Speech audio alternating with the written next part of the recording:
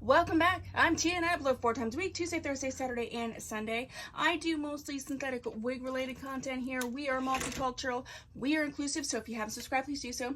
If you have, you're one of my little doll babies. Hi doll baby, how are you? So happy that you are here. So happy that you're here and that you're staying. I have a wig review for you today, and this is another Belle Tress wig, and she is so dang cute. I have very short clips of me getting her together because literally I just cut the tag off, shook her out, put her on, just did a little of this, and then that was it. That was literally it.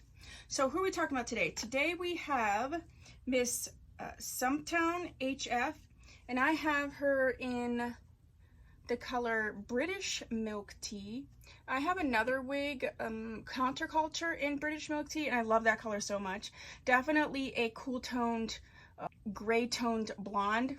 I purchased this wig from the Beauty Nook. I do have a referral code from the Beauty Nook where you can get 35% off, so I will leave that code for you. But let me get some deets.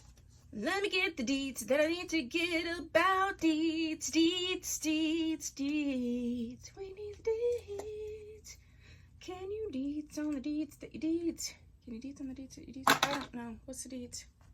She's going to be in that 250-ish range. Again, if you want to get her, I would use the code to get 35% off. And she comes in a ton of beautiful colors. She is a lace front monofilament part, okay, and the lace front on this is so beautiful, and it's just from here to here. I didn't even use powder on this. Like, that's how easy peasy this wig was. I would say this is definitely like a beginner friendly type of wig. She is heat friendly, and she's 4.8 ounces. This is an average cap. She comes in a ton of colors. I wanted to point out in terms of, so someone had asked me a comment or asked me a question, and so I want to sort of say something about this. Someone had said that on a wig review that I did on a more affordable wig, I think it was an outre wig, and most of the affordable wigs that I review are heat safe, and they are used to wearing name brand wigs. And they made a comment about not wanting to wear wigs that were heat friendly because they didn't want to deal with the upkeep. And I wasn't sure what they meant by that. So I did do a little research, and I'm going to do a separate video. But unless you put heat on the wig, there's not really additional upkeep. Heat friendly fibers, if they are silkier and thinner, do tend to tangle. They could tangle, but in general, any silkier wig, it's going to tangle. It's not that it's like heat friendly and it's going to tangle more. Anything that is silkier, especially if it's longer, it's going to tangle. I am doing a specific tangling video. Do not shy away from a wig just because it's heat safe. Heat safe doesn't mean you have to put heat on it. It is not a human hair wig where it's going to look like this unless you manipulate it with heat. Okay, if you put heat on it, it is going to deteriorate the fiber. It can withstand heat, but the more and more heat that you put on it, it's fiber, so it is changing the, you know, the molecular makeup of the fiber. It is changing it. Even with your human hair, you put enough heat on it and you're going to damage it.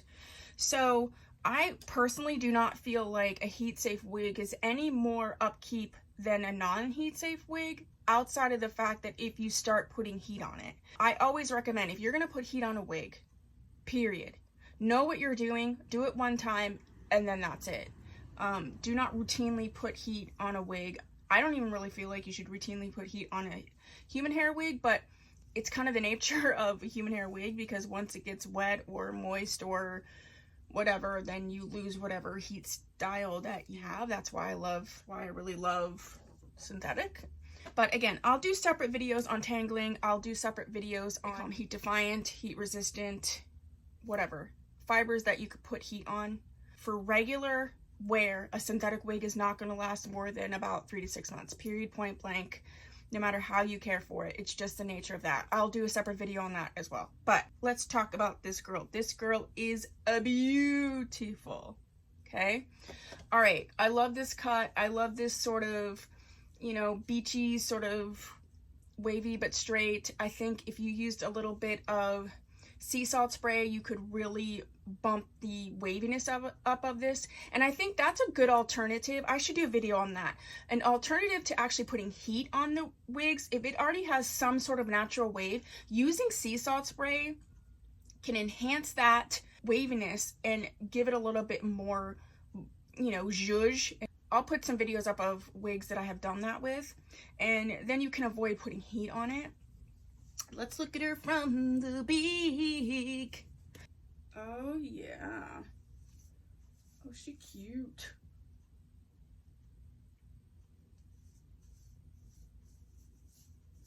I'm always very mindful of this area right here to look natural.